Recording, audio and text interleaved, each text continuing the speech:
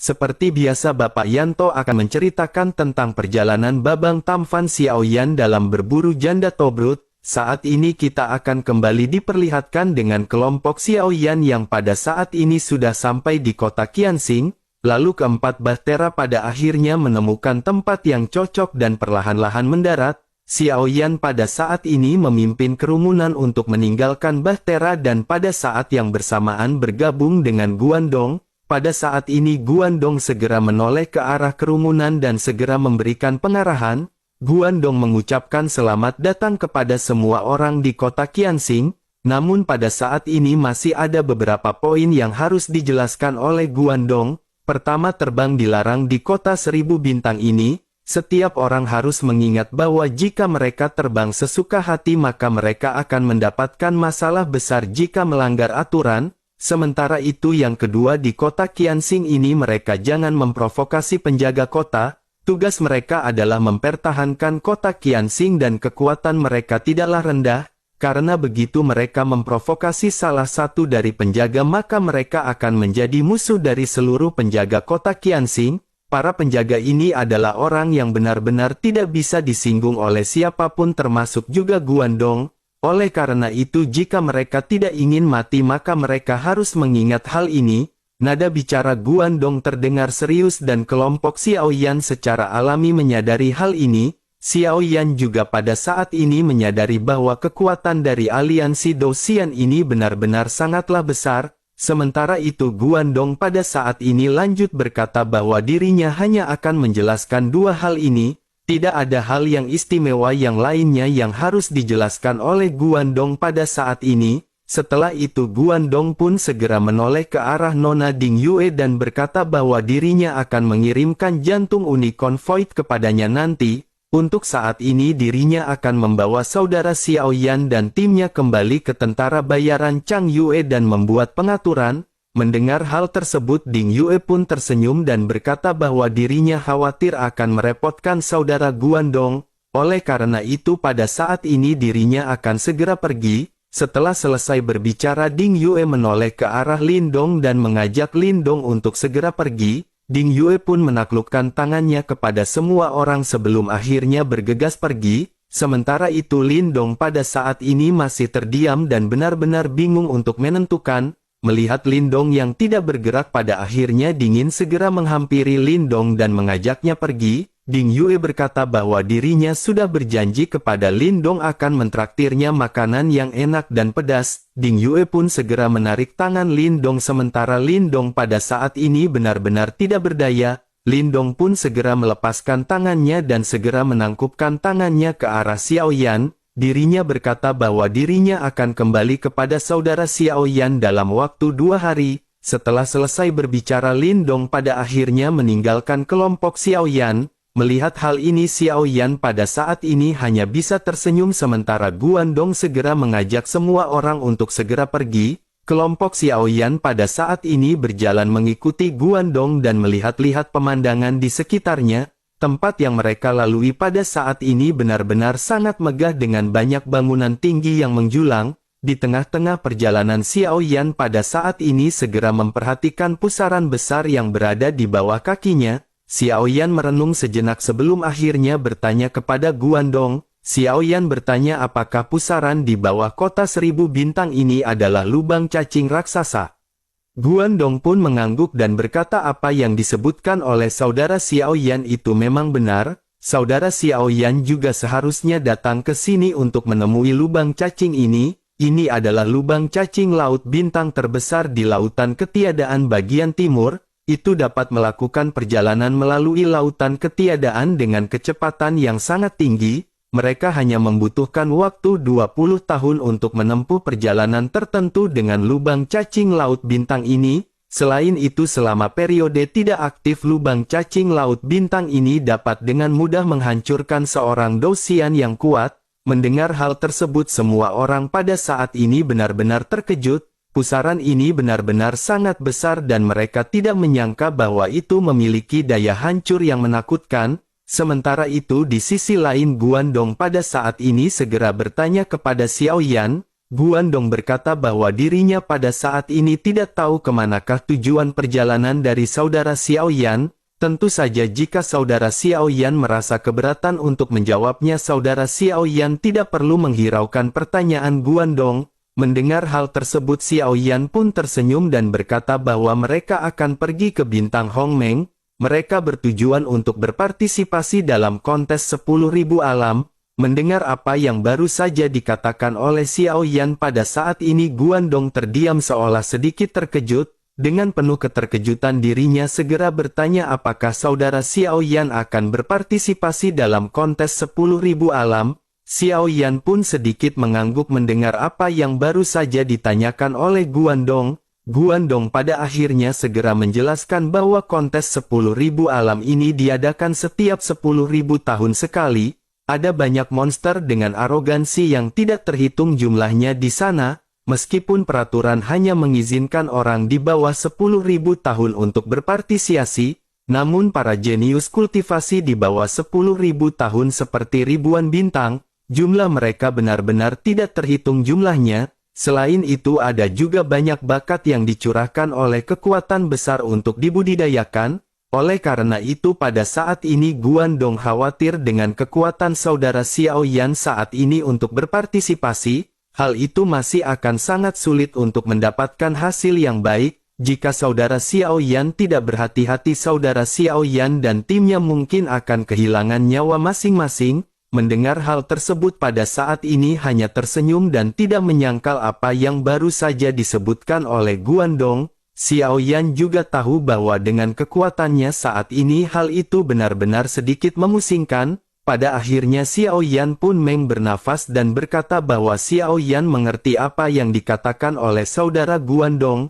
Tetapi tidak peduli apapun yang terjadi, Xiaoyan benar-benar harus berpartisipasi dalam turnamen 10.000 alami ini. Meskipun kekuatan Xiaoyan saat ini tidak terlalu baik, tetapi tidak berarti Xiaoyan tidak akan dapat meningkat. Selain itu, siapakah yang bisa mengetahui sebuah hasil sebelum mencobanya? Meskipun jalan di hadapan Xiaoyan sangat berliku, tetapi bukankah tidak ada jalan berlayar yang mulus di dalam hidup ini?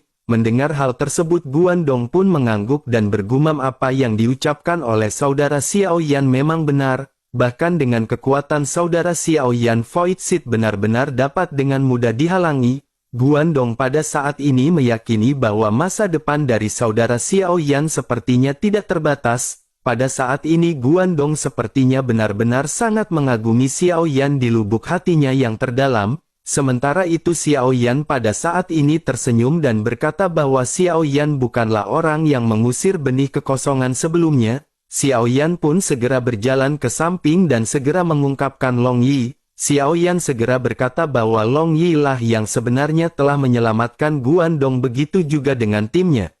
Mendengar hal tersebut, mata dari Guandong dan yang lainnya pada saat ini segera tertuju kepada Long Yi. Sementara Long Yi membeku sesaat, Long Yi pun segera tersadar sebelum akhirnya menggaruk kepalanya dan menunjukkan senyum malu-malu. Guandong pada saat ini benar-benar terkejut sebelum akhirnya Guandong menghela nafas dan lanjut mulai berbicara. Guandong berkata bahwa semua orang di tim saudara Xiaoyan adalah naga dan phoenix. Dengan kekuatan tim yang seperti ini mereka benar-benar tidak akan bisa untuk diremehkan.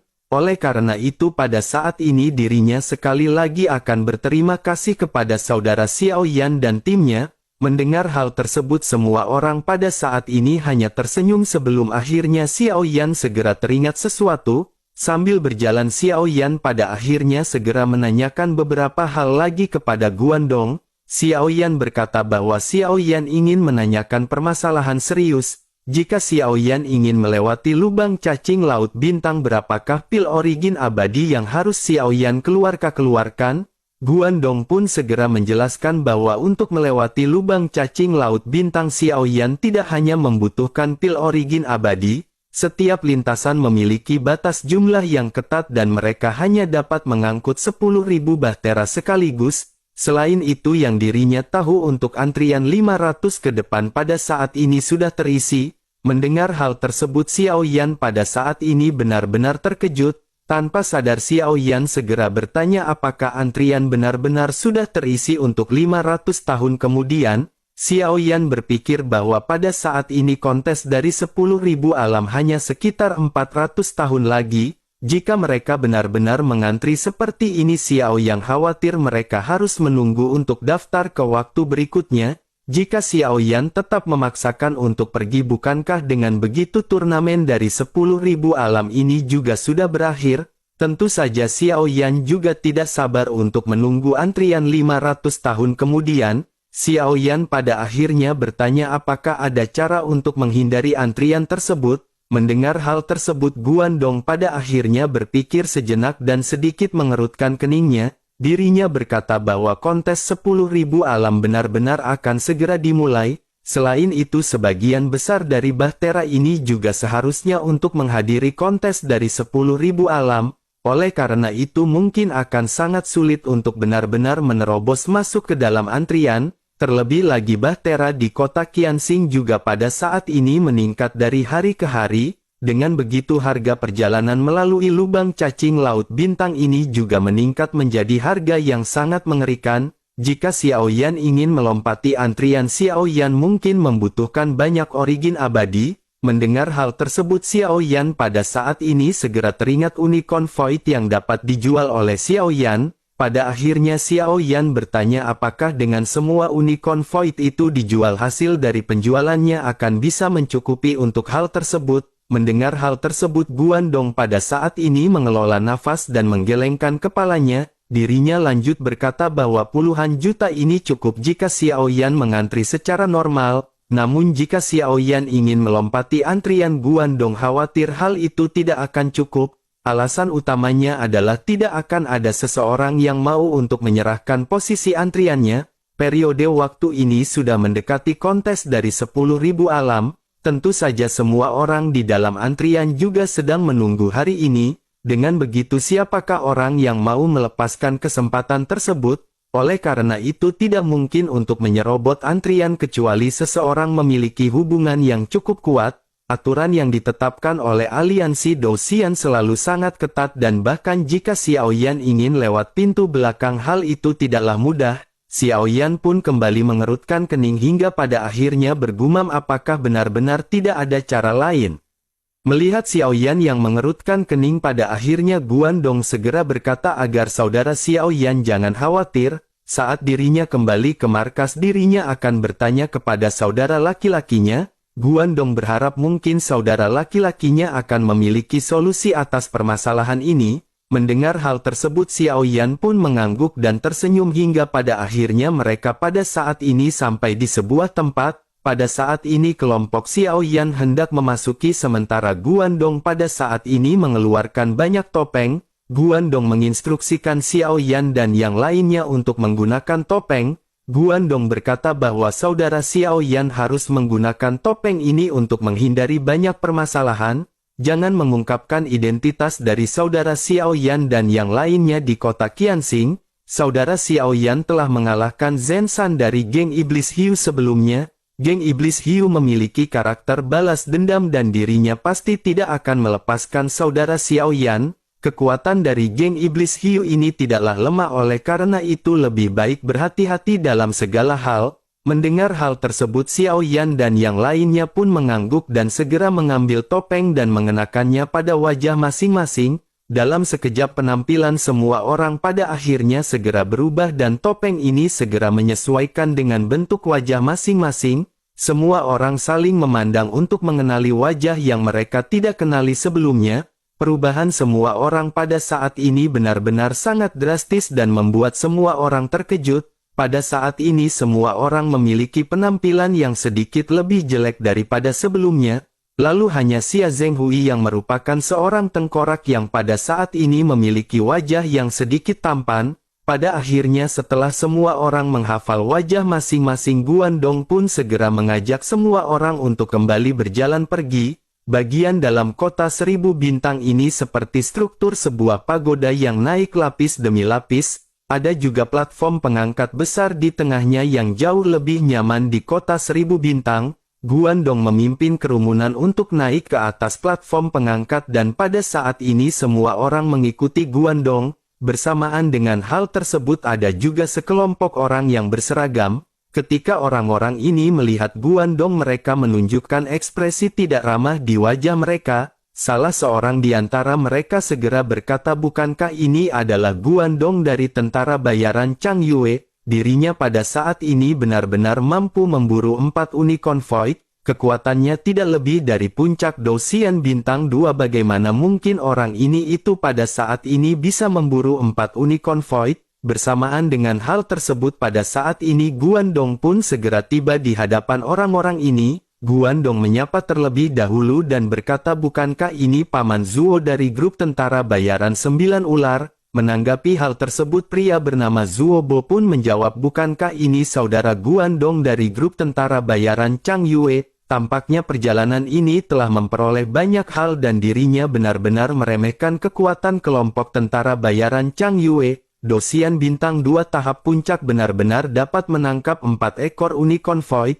Bisakah saudara Guandong pada saat ini memberitahu cara rahasia untuk menangkap unicorn void ini? Menanggapi hal tersebut, Guandong pada saat ini sedikit tersenyum dan berkata mengenai metode rahasianya. Ceritanya sangatlah panjang. Mereka pada saat ini tidak memiliki banyak waktu dan jika mereka memiliki kesempatan kita akan memberitahu Paman Zuo. Guandong berbicara seolah-olah dirinya benar-benar menangkap keempat unicorn void tersebut. Tujuan dari Guandong adalah untuk memanas-manasi sosok yang bernama Zuo Bo. Guandong ingin membuat Zuo Bo ini berpikir bahwa Guandong benar-benar memiliki metode rahasia untuk menangkap unicorn void.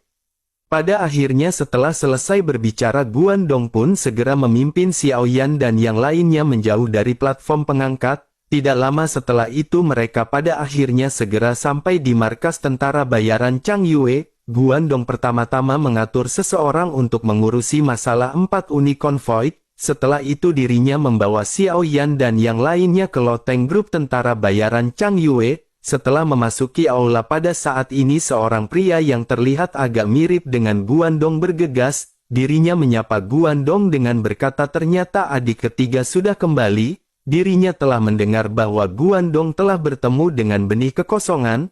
Pria itu pun segera memeluk Guandong dengan erat dan matanya pada saat ini terlihat sedikit memerah. Sementara itu Guandong menepuk pria yang memeluknya dan berkata bahwa dirinya baik-baik saja. Oleh karena itu pada saat ini kakak kedua tidak perlu khawatir mengenai hal tersebut. Pada akhirnya pria yang merupakan kakak kedua dari Guandong segera melepaskan pelukannya dengan ekspresi dipenuhi dengan ketidakpercayaan.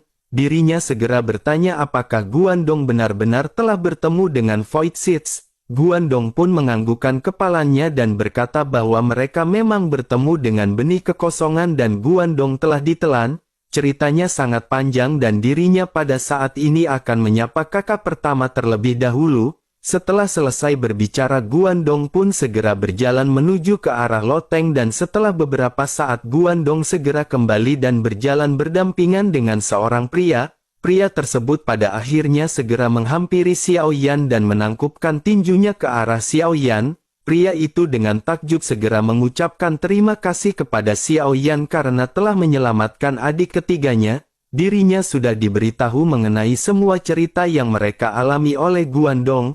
Benar-benar tidak terduga bahwa ada seseorang yang dapat menghalangi keberadaan penguasa lautan kehampaan. Mendengar perkataan dari sosok tersebut, saudara kedua dari Guandong pada saat ini juga mengalihkan pandangannya ke arah Xiaoyan. Dirinya segera mengerti bahwa berkat Xiaoyan Guandong benar-benar dapat kembali dengan selamat. Sementara itu Guandong tersenyum sebelum akhirnya memperkenalkan kedua belah pihak. Guandong berkata kepada kedua saudaranya bahwa ini adalah saudara Xiaoyan. Setelah itu dirinya memperkenalkan kedua saudaranya kepada Xiaoyan dan menunjuk dua pria yang berada di sampingnya. Guandong berkata bahwa ini adalah kakak pertamanya bernama Guanzi, sementara yang satunya adalah saudara keduanya bernama Guanhong. Menanggapi hal tersebut, Xiaoyan pun segera menangkupkan tangannya sebagai balasan. Kedua kakak laki-laki dari Guandong juga pada saat ini segera menunjukkan minat yang kuat kepada Xiaoyan. Guanzi pada saat ini segera berkata kepada bahwa berita mengenai Void Seeds yang dipukul mundur ini benar-benar telah tersebar. Dirinya khawatir saudara Xiaoyan dan yang lainnya akan segera menjadi selebriti di kota 1000 bintang. Xiao Yan pada saat ini hanya bisa tersenyum malu sementara Guanzi segera memerintahkan Guandong untuk mengatur tempat tinggal bagi saudara Xiao Yan dan yang lainnya. Guandong diperintahkan untuk menyiapkan semua kamar kelas atas yang mereka miliki. Guandong pun segera mengangguk dan pada saat ini segera melakukan apa yang diperintahkan oleh Guanzi. Sementara itu Guanzi kembali menoleh ke arah Xiao Yan dan berkata bahwa dirinya mendengar saudara Xiao Yan juga menangkap 4 unicorn void. Saudara Xiao Yan tidak perlu khawatir karena Guanzi akan mendapatkan harga tertinggi di pasar untuk hal tersebut. Setelah dirinya berhasil menjualnya maka dirinya akan dapat memberikan semua hasilnya kepada saudara Xiao Yan malam ini juga. Mendengar hal tersebut Xiao Yan pada saat ini kembali menangkupkan tinjunya kepada Guanzi. Xiao Yan mengucapkan terima kasih sementara Guanzi pada saat ini tersenyum dan melambaikan tangannya. Setelah selesai berbincang-bincang Guandong pada akhirnya membawa Xiao Yan dan yang lainnya untuk pergi ke lantai atas. Guandong mengatur semua orang untuk bersantai di kamar terbaik milik tentara bayaran Chang Yue. Setelah selesai beristirahat sejenak tentara bayaran Chang Yue pun menyiapkan pesta makan besar untuk kelompok Xiao Yan dan yang lainnya. Semua orang pada saat ini berkumpul di tengah-tengah pesta yang sangat besar. Di tengah-tengah pesta ini semua orang berbincang-bincang santai dan menikmati hidangan. Di tengah-tengah perbincangan ini Xiao Yan terbatuk 2 kali dan menunjukkan senyum dengan sedikit malu. Xiao Yan pada akhirnya segera berkata bahwa Xiao Yan pada saat ini memiliki sesuatu untuk ditanyakan kepada saudara Guanzi. Mendengar hal tersebut Guanzi pun segera berkata apakah yang pada saat ini ingin dikatakan oleh saudara Xiao Yan. Selama saudara Xiao Yan membutuhkannya maka grup tentara bayaran Chang Yue pasti akan membantu dengan segenap kekuatan. Pada akhirnya Xiao Yan pun menghela nafas dan segera menjelaskan maksud dan tujuannya. Xiao Yan berkata bahwa dirinya sudah memberitahu saudara Guandong tentang permasalahan ini. Kelompok Xiao Yan datang ke kota Qianxing untuk lubang cacing lautan bintang. Mereka akan pergi ke bintang Hongmeng untuk berpartisipasi dalam kontes 10.000 alam. Menurut saudara Guandong Bahtera yang sekarang berbaris setelah antri untuk 500 tahun ke depan, namun sekarang ada kurang dari 500 tahun sebelum turnamen 10.000 alam dimulai. Oleh karena itu Xiao yang ingin bertanya apakah saudara Guanzi bisa mendapatkan antrian yang lebih tinggi. Kompetisi ini benar-benar sangat penting bagi kelompok Xiao Yan. Mendengar hal tersebut pada saat ini baik Guanzi dan Guanhong sedikit mengerutkan keningnya. Sepertinya permasalahan ini benar-benar bukanlah permasalahan kecil bagi mereka. Xiao Yan juga menunjukkan ekspresi malu ketika Xiao Yan melihat ekspresi keduanya. Xiao Yan pada akhirnya segera berkata bahwa saudara Guanzi pada saat ini tidak perlu terlalu memikirkan hal ini. Xiao Yan tahu bahwa masalah ini jelas bukanlah permasalahan yang biasa dan mudah. Oleh karena itu jika saudara Guanzi tidak bisa maka Xiao Yan pada saat ini memohon maaf. Mendengar hal tersebut Guanzi pada saat ini berpikir sejenak dan berkata bahwa permasalahan ini memang sulit. Tetapi meskipun begitu bukan tidak mungkin dan bukan tidak ada metode. Mendengar nada bicara Guanzi ini Xiao Yan pada saat ini tanpa sadar segera bertanya apakah masih ada metode. Guanzi pada akhirnya dengan wajah muram segera berkata sebenarnya ada nomor antrian untuk dijual di kota 1000 bintang. Tetapi harganya yang tinggi hampir membuat kebanyakan orang memilih untuk menunggu waktu lebih lama. Selain itu hanya dosian perdagangan kota 1000 bintang yang diizinkan untuk menjual nomor antrian ini. Mendengar hal tersebut Xiao Yan pada saat ini mengerutkan keningnya. Xiao Yan segera menyadari bahwa aliansi perdagangan dosian kota 1000 bintang ini seperti namanya. Secara alami sepertinya itu tidak dapat dipisahkan dengan aliansi dosian. Xiao Yan pada akhirnya mengurutkan keningnya dan bertanya apakah saudara Guanzi mengetahui harga spesifiknya. Guanzi pun sedikit merenung sebelum akhirnya berkata bahwa ini adalah waktu utama untuk kontes 10.000 alam. Di antara alam yang jumlahnya di timur hanya kota 1000 bintang yang memiliki lubang cacing laut bintang. Hanya lubang cacing ini yang dapat melakukan perjalanan melalui lautan ketiadaan yang sangat besar ini. Selain itu jumlah bahtera yang ada juga pada saat ini tidak perlu dikatakan. Jumlah antrian di tingkat 500 ini harganya mungkin berkisar 1 miliar pil origin abadi. Mendengar hal tersebut Xiaoyan pada saat ini benar-benar sangat ternganga. Guanzi juga pada saat ini tersenyum masam karena bahkan tentara bayaran Chang Yue juga tidak bisa mengeluarkan pil origin abadi senilai tersebut. Sementara itu Xiaoyan pada saat ini benar-benar merasa sangat pusing di hatinya. Bersamaan dengan hal tersebut Guanzi mengeluarkan sebuah cincin dan menyerahkannya langsung kepada Xiaoyan. Guanzi pada saat ini segera menjelaskan kepada Xiaoyan bahwa keempat unit konvoi telah dijual dengan total 80 juta pil origin abadi. Xiaoyan pada akhirnya mengambil alih dan memeriksa 80 juta pil origin abadi di dalam cincin penyimpanan. Bagi Xiaoyan sejumlah ini benar-benar sudah merupakan kekayaan yang besar. Pil origin abadi ini benar-benar sangat dibutuhkan terlebih lagi ketika Long Xietian dan Long Yi memasuki Dosian. Dengan begitu maka permintaan dari pil origin abadi ini benar-benar akan sangat meningkat. Tetapi permasalahan yang pada saat ini diderita oleh Xiaoyan adalah Xiaoyan harus mencari uang sejumlah 1 miliar. Xiaoyan pada saat ini hanya memiliki 80 juta dan Xiaoyan bertanya-tanya bagaimana cara mendapatkan sisanya. Xiaoyan pada akhirnya menghela nafas dan segera berterima kasih kepada saudara Guanzi. Sementara itu Guanzi pada saat ini menghela nafas dan berkata bahwa dirinya benar-benar meminta maaf. Mereka benar-benar tidak bisa mengeluarkan 1 miliar pil origin abadi. Namun meskipun begitu dirinya memiliki beberapa koneksi yang mungkin dapat memberikan banyak diskon.